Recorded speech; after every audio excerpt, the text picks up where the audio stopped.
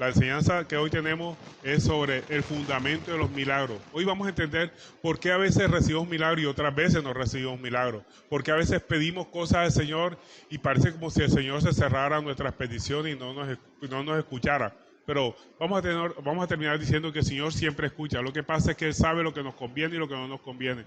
Él sabe de antemano qué cosas darnos y qué cosas no puede darnos. O no es el momento para darnos, sino más adelante cuando ya hemos crecido. Tenemos que entender que todos queremos ser bendecidos. ¿Y qué mejor bendición que un milagro? ¿Sí? Un milagro de pronto de un trabajo, o que nos sane de una enfermedad, o que nos dé aquello que nosotros anhelamos en nuestro corazón, una nueva casa, qué sé yo, tantas cosas que se nos vienen a nuestra mente como si fuera un milagro, ¿verdad? O que un familiar sane, o que nos dé nuevas perspectivas de vida, o nuevas esperanzas de laborales en nuestra vida, o terminar unos estudios o conseguir un empleo. Muchos milagros que nosotros queremos en nuestra vida, pero muchas veces también vemos que el Señor no nos los da. Entonces vamos a entender por qué algunas cosas sí nos da el Señor y por qué otras cosas sí nos las da. Vamos a comenzar con la lectura de la palabra, para lo cual les invito a que abran su Biblia en el libro de Proverbios. Proverbios capítulo 10, verso 22. El tema que vamos a tratar hoy es fundamento de los milagros. Vamos a entender por qué algunas veces recibimos milagros y otras veces no recibimos milagros. A pesar que tenemos mucha fe, podemos ser muy creyentes, que seguimos fielmente la palabra de Dios, y a pesar con todo eso no conseguimos lo que nosotros deseamos. Vamos a entender precisamente qué sucede ahí. Proverbios 10, verso 22 dice: la bendición de Jehová es la que enriquece y no añade tristeza con ella. Entonces vemos aquí que es la bendición de Jehová. Y eso es lo que uno percibe en un milagro, ¿verdad? La bendición de Dios. La bendición que nos acompañe siempre en todo momento. Pero, ¿qué es un milagro? Tenemos que partir de primero del concepto de qué es milagro. Tenemos que entender que milagro es un hecho que no es explicable por las leyes de la naturaleza ni por las leyes científicas. No se puede explicar a través de las leyes de la naturaleza ni de la ley científica. Pero que certifican el poder de Dios y la autoridad de sus ministros. Eso lo vemos que ha sucedido, ¿verdad? Cuando nuestro Señor Jesucristo vino lleno de portentos, milagros, y eso certificaba su autoridad. Lo mismo pasó guardando las proporciones, obviamente. Moisés, ¿verdad? Todo lo que el Señor le decía que hiciera, él lo hacía y los milagros lo acompañaban.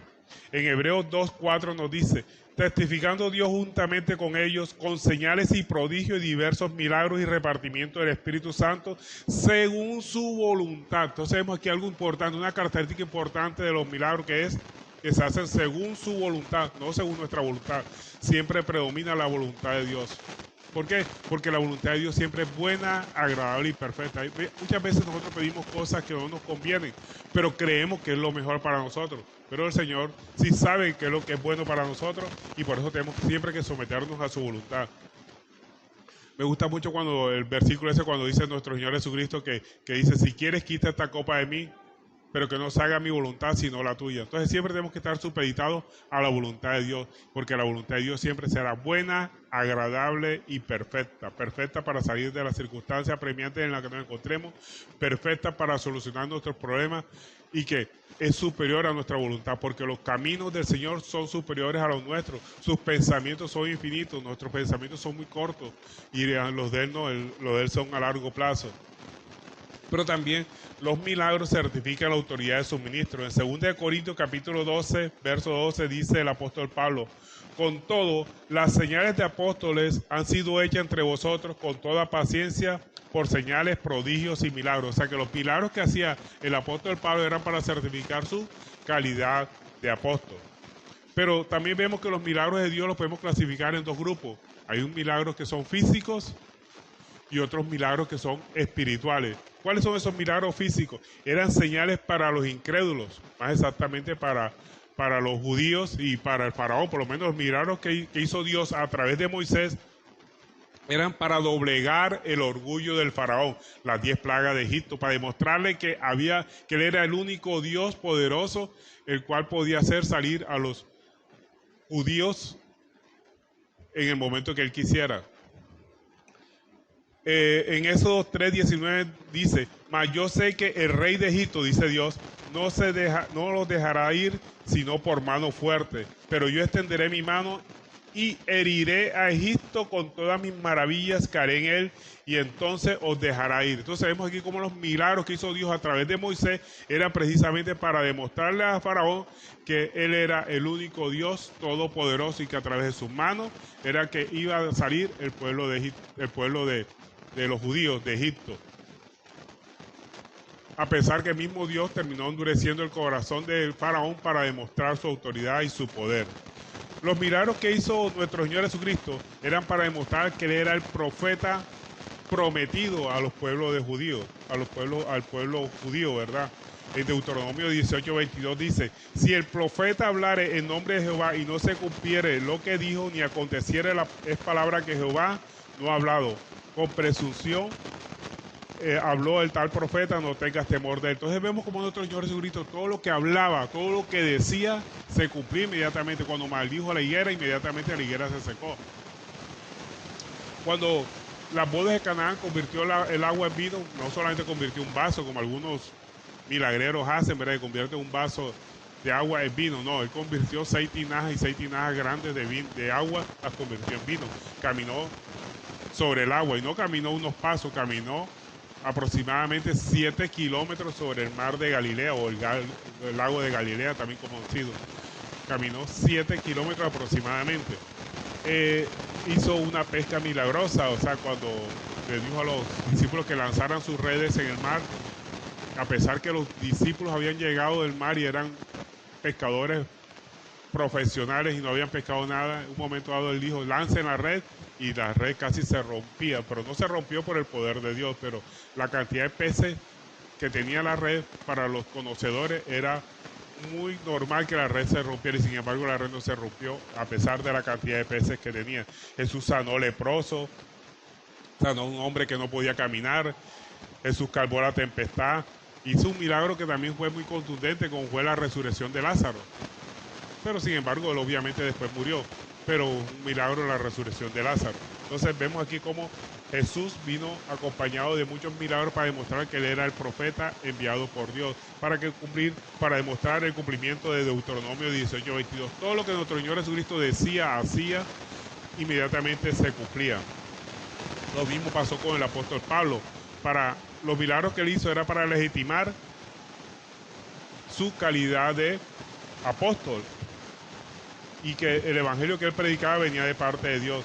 Primero, él hizo milagros ante los judíos, porque a los judíos había que demostrarle la palabra de Dios a través de milagros, porque ellos solamente creían por señales.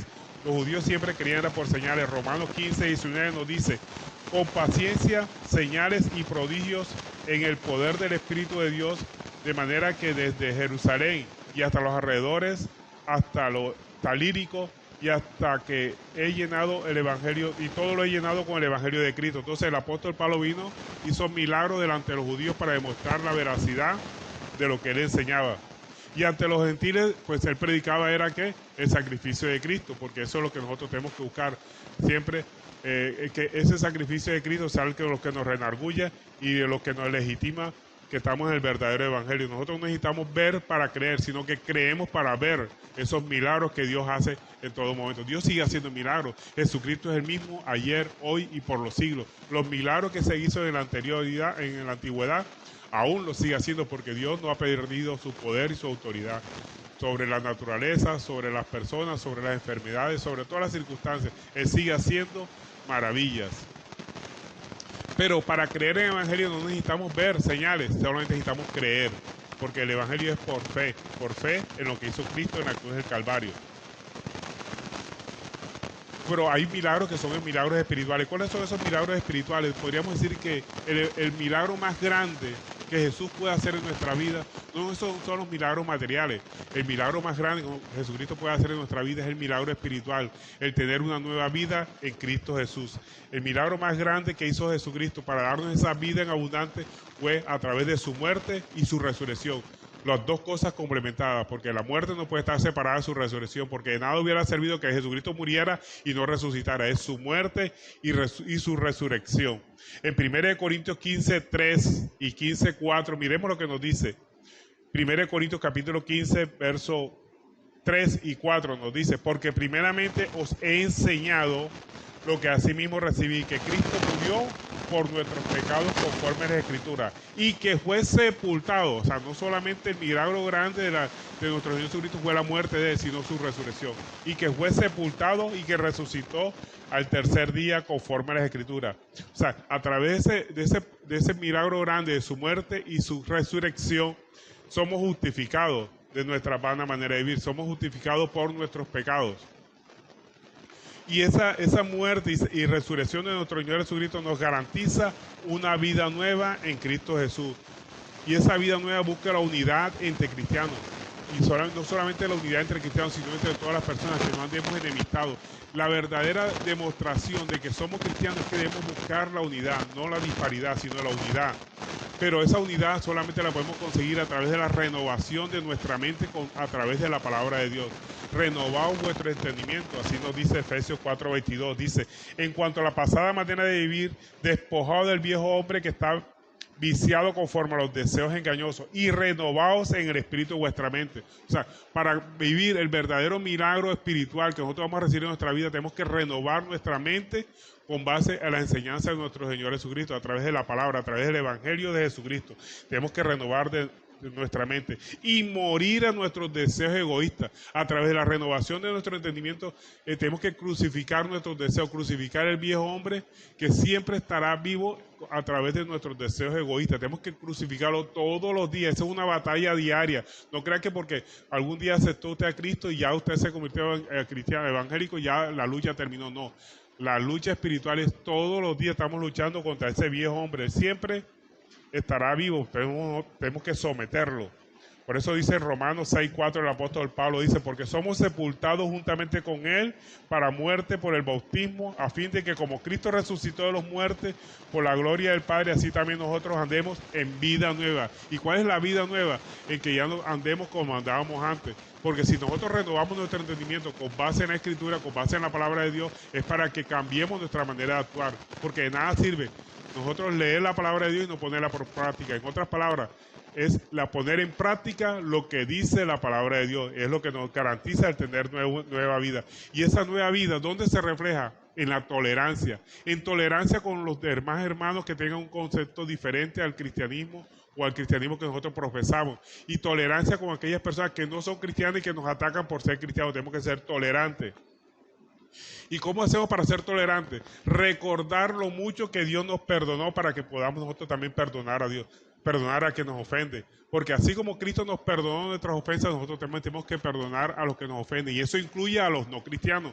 Porque los que más nos ofenden no solamente son los cristianos, sino los no cristianos, por nuestra condición de ser cristianos precisamente.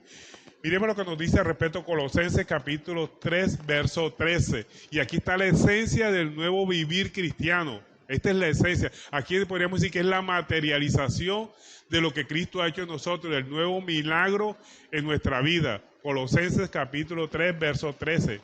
¿Qué es lo que demuestra que nosotros estamos viviendo una nueva vida, que somos cristianos, que vivimos la fe conforme a la palabra de Dios, conforme a lo que Cristo nos enseñó? Miremos lo que nos dice Colosenses 3:13. Soportaos. Esa es la esencia del cristianismo. Soportaos unos a otros. Y aquí incluye a cristianos y no cristianos. Tenemos que soportar a esas personas que nos atacan, que nos hacen la vida de cuadrito. Soportaos unos a otros y perdonaos unos a otros. Si alguno tuviere queja contra otro, de la manera que Cristo nos perdonó, así también hacedlo vosotros.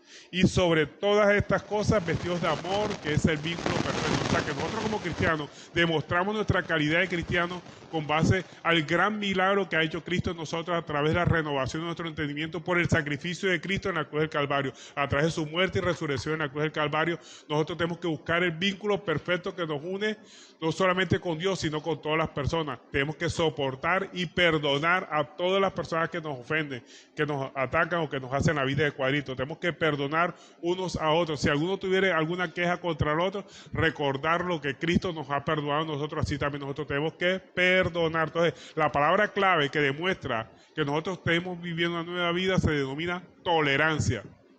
Tolerar a las doctrinas cristianas que son diferentes a las nuestras. Y tolerar no significa participar de lo que otros hacen. No estoy hablando de ecumenismo ni nada por el estilo. Estoy hablando de respeto hacia las creencias de otras personas. Tenemos que ser tolerantes. Y nosotros pues sigamos cultivando esa fe que Cristo nos ha dado y leyendo la palabra de Dios y orándole a Cristo para que nos siga dando el crecimiento espiritual. Porque tolerancia no significa aceptar lo que otros piensan, significa respetar las creencias de otras personas, ser tolerante, soportar las otras creencias, aunque nosotros creamos que no están correctos conforme a la palabra de Dios, tenemos que soportarlo, y soportarlo significa tolerar. Tolerar no significa participar lo que otros hacen. Significa respetar las creencias de otras personas, que de pronto pueden tener razón, de pronto nuestra óptica es diferente a la de ellos, pero tenemos que soportar. Y no solamente tenemos que soportar las otras creencias cristianas, sino también soportar a aquellas personas que no son cristianos, que son ateos, que nos atacan por ser cristianos. También tenemos que ser tolerantes, recordar lo que mucho Cristo nos ha perdonado a nosotros. También tenemos que perdonar a esas personas que nos atacan y hacer como dijo nuestro Señor Jesucristo: perdónalos porque no saben lo que hacen. ¿Sí? Y nosotros vestidos del vínculo perfecto que es el amor, y ese vínculo perfecto solamente debe unirnos con Dios, sino con todas las personas, tanto cristianos como no cristianos. Y ahí se demuestra el verdadero milagro que Cristo ha hecho en nuestra vida, el que seamos tolerantes, practicando el amor que nos lleva ¿a qué? A la unidad entre todas las personas, y máximo entre los cristianos. O sea, tenemos que ser tolerantes. Y también ese sacrificio de Cristo en la cruz del Calvario, además de que nos representa una nueva vida en Cristo Jesús, también representa una nueva esperanza, una esperanza de vida eterna, porque de nada sirve que Cristo nos cambie nuestra manera de vivir si no tenemos esperanza de una vida eterna en Cristo Jesús. Y ahí es donde se complementa el verdadero milagro, que no solamente tengamos una vida nueva en Cristo Jesús aquí mismo, sino que en Cristo tenemos esperanza de vida eterna a través de él, fundada en su perdón, sin tener en cuenta la gravedad de nuestros pecados cometidos. Miremos lo que nos dice, repito, 1 Corintios 15, verso 17. Aquí es donde nos habla de la esperanza de vida eterna, la segunda consecuencia, por así decirlo, de la nuevo milagro, del milagro más grande, el milagro espiritual que nosotros podemos tener en nuestra vida. El primer milagro que nosotros tenemos en nuestra vida es que busquemos la unidad entre los cristianos. Y para buscar la unidad entre los cristianos tenemos que soportar a las otras personas que no comparten nuestro mismo pensamiento, nuestro mismo criterio, nuestra misma opinión sobre Cristo, o aquellos que nos atacan a nosotros. Y la segunda etapa la tenemos en la esperanza de vida eterna. Miremos lo que nos dice 1 Corintios 15, 17. Dice: y si Cristo no resucitó, vuestra fe es vana, aún estáis en vuestros pecados. Entonces también los que durmieron en Cristo perecieron. Si esta vida solamente esperamos en Cristo, o sea, solamente esperamos que Cristo nos cambie nuestra manera de vivir, somos más dignos de conmiseración que todos los hombres. O sea, que no tenemos esperanza de vida eterna, somos dignos de lástima, por así decirlo.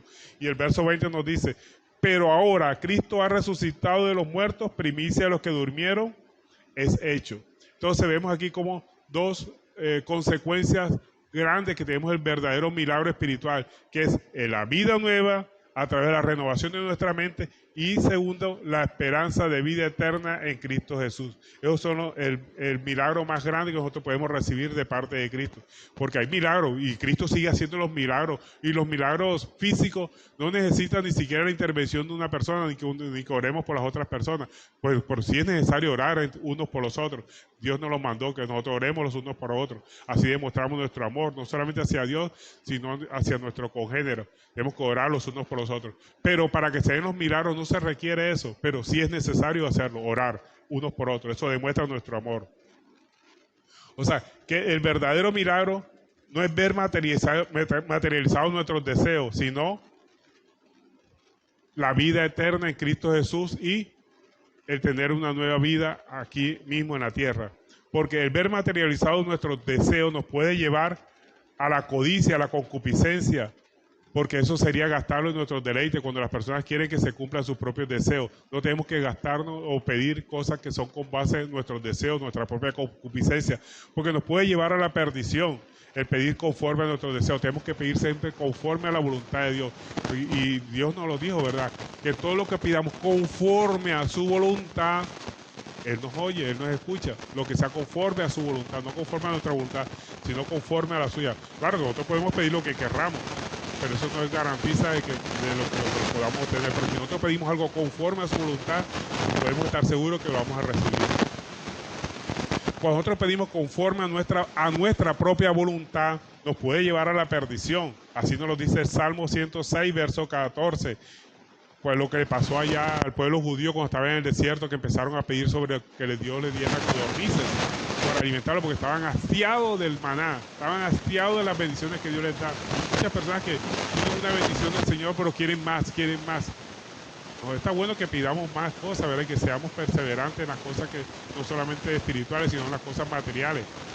Pero no estar conforme con los beneficios que Dios nos ha dado nos puede llevar malas consecuencias. El Salmo 106, verso 14 dice: se entregaron a un deseo desordenado en el desierto y tentaron a Dios en la soledad. Y Él les dio lo que pidieron, mas envió mortandad sobre ellos. Entonces, cuando nosotros pedimos de una forma egoísta, por así decirlo, para complacer nuestros propios deseos, menoscabando los beneficios que tenemos, que Dios nos ha dado, nos puede llevar a que nos apartemos del Señor. Dios puede mandar un milagro, un poder engañoso sobre nosotros para que no creamos en la verdad. Nosotros tenemos que estar sometidos siempre a buscar la voluntad de Dios en nuestra vida, porque la voluntad de Dios siempre será buena, agradable y perfecta.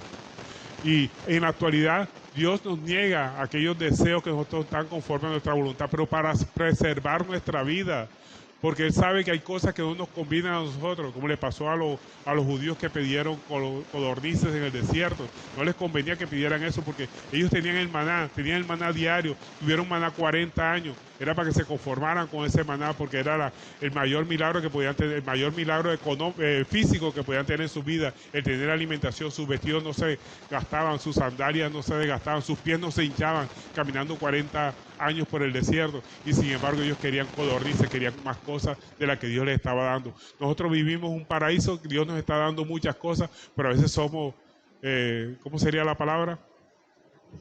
Ambiciosos, y queremos muchas cosas más para nuestras vidas, y eso está bien desear, pero de una forma mejor podemos pedir al Señor cosas, ¿verdad? En Santiago 4:3, mira cómo el Señor nos protege para que no pidamos cosas que van más allá de lo que Dios nos puede dar y lo que Dios nos quiere dar, porque lo que Dios nos da es lo mejor que nos puede dar, y siempre será para nuestro propio beneficio. Santiago 4:3 nos dice: pedís y no recibís porque pedís mal para gastar en vuestros deleites. O sea, que Dios nos protege para que no seamos desagradecidos delante de lo que Dios nos ha dado. Por eso dice: pedís y no recibís porque pedís mal para gastar en vuestros deleites. Dice: oh almas adúlteras, ¿no sabéis que la amistad del mundo, o sea, cuando queremos lo que el mundo hace, es enemistad contra Dios? Cualquiera pues que quiera ser amigo del mundo se constituye en enemigo de Dios. Ve aquí cómo Dios nos protege para no darnos aquellas cosas que están conforme a nuestros propios deseos. Él quiere que siempre pidamos cosas conforme a los deseos de Dios, así como hizo nuestro Señor Jesucristo. Si tú quieres, quita esta copa de mí, pero que no se haga mi voluntad sino la tuya. Hay cosas que Dios permite en nuestra vida, hay sufrimiento que Dios permite en nuestra vida porque son necesarios para que nosotros crezcamos, para que nosotros aprendamos a depender siempre de Él, a que seamos mejores personas y lo más importante, que seamos dependientes de Cristo Jesús, porque todo lo que Él nos ha planteado, lo que Él quiere que lo obedezcamos, es para nuestro propio beneficio. Mira, nosotros podemos desobedecer a Dios, Dios seguirá siendo Dios, pero Él quiere que lo obedezcamos para que nos vaya bien, porque eso es lo que Él quiere, y por eso nos ha trazado una ruta, un camino, y que debemos que obedecerlo para que nos vaya bien. Todo lo que el Señor nos traza, todo lo que el Señor nos manda a través de su palabra, es para nuestro propio beneficio. Por eso entonces Él no nos concede cosas que nosotros pedimos conforme a nuestros deseos. Por eso dice la palabra de Dios: pedís y no recibís porque pedís mal para gastar en vuestros deleites. O sea que tenemos que pedir cosas espirituales para gastar en los deleites de Dios, pedir conforme a su palabra, y tendremos la seguridad de que Dios nos los va a dar. Entonces el verdadero milagro está cuando nosotros pedimos conforme a su voluntad, pero para pedir conforme a su voluntad tenemos que renunciar a nuestros deseos, para pedir conforme, para renunciar a nuestros deseos tenemos que tener templanza, dominio propio, no dejarnos dominar por nuestras pasiones, por nuestros deseos, y podamos vivir una vida nueva en Cristo Jesús con la esperanza de vida eterna. Nuestro Señor Jesucristo, eso fue lo que hizo, ¿verdad? Cuando estaba llegando al lugar del Gólgota. En Lucas 22:41 dice, y él se apartó de ellos a una distancia como un tiro de piedra, y puesto de rodillas oró diciendo, Padre, si quieres pasa esta copa de mí, pero que no se haga conforme a mi voluntad, sino la tuya. Y se le apareció un ángel del cielo para fortalecerle. En otras palabras, le estaba diciendo su Padre Celestial, imposible concederte ese deseo. Entonces, Dios nos va a fortalecer para cosas que nosotros pidamos que no son conforme a su voluntad, para aceptar su voluntad. Lo más importante es que siempre aceptemos su voluntad. Y Dios nos va a fortalecer para que podamos luchar contra nuestra voluntad. No es fácil luchar contra nuestra voluntad cuando creemos, pongo entre comillas, creemos que hay cosas que nosotros deseamos que son mejores para nosotros. No, lo que Dios prevé para nuestra vida y lo que Dios permite en nuestra vida es lo mejor. Acuérdense lo que dice Romanos 8:28. Todo lo que sucede a los que conforme a su propósito son llamados es para su bien. Todo lo que Dios permite en nuestra vida es para nuestro bien. Por eso la mejor definición de fe, nosotros podemos ver la definición de fe que está en Efesios 11, pero la mejor definición de fe podríamos ver sería la de que fe es ver la mano de Dios en todas las cosas que nos suceden. Tanto aquellas cosas que nosotros creemos que son malas como las cosas que son buenas. Todas las cosas son para nuestro propio bien. Todas son para perfeccionarnos. Para concluir, podríamos decir que el fundamento de los milagros, ¿cuál es el fundamento de los milagros? La voluntad de Dios. Eso es lo que tiene que primordial, es lo primordial en los milagros. Partiendo de que los milagros son hechos no explicables por las leyes científicas ni leyes naturales y que se atribuye obviamente a la intervención de Dios. Todo lo que se atribuye a la intervención de Dios podríamos decir que es milagro, que no se puede explicar conforme a las leyes de naturaleza ni científicas. Pero que hay dos clases de milagros, los físicos y los espirituales. Los físicos, Dios los sigue haciendo. Jesucristo es el mismo ayer, hoy, por los siglos. Lo seguirá haciendo y lo sigue haciendo. Su poder, su fuerza, su brazo extendido no se ha bajado, si lo sigue haciendo como lo hizo en la antigüedad, lo sigue haciendo hoy. Pero el verdadero milagro que nosotros tenemos que buscar en nuestra vida es el milagro espiritual. El verdadero milagro espiritual, que es la vida nueva en Cristo Jesús y la esperanza de vida eterna en Cristo. Los milagros pueden ser bendiciones en nuestra vida, pero también pueden ser juicio. ¿Cuándo son bendiciones en nuestra vida? Si emanan de la voluntad de Dios, que nos acerquen a Dios, pueden ser lo más beneficioso para nuestra vida. Pero cuando son juicios, si esos milagros terminan apartándonos a nosotros de las manos del Señor, y esos milagros muchas veces son respuestas a nuestra queja, como le pasó al pueblo judío cuando pedía golondrinas. Nosotros no tenemos que pedir golondrinas, tenemos que pedir siempre el maná del cielo, ese alimento espiritual que Dios nos ha dado, que es su palabra, a través de esa palabra que nos da nueva vida. Entonces, el fundamento de los milagros siempre será la voluntad de Dios. Entonces tenemos que pedir siempre que se haga la voluntad de Dios en nuestra vida, porque la voluntad de Dios siempre será buena, agradable y perfecta. Y Dios nos protege. A pesar de que nosotros podamos pedir conforme a nuestra voluntad, Dios nos va a decir no.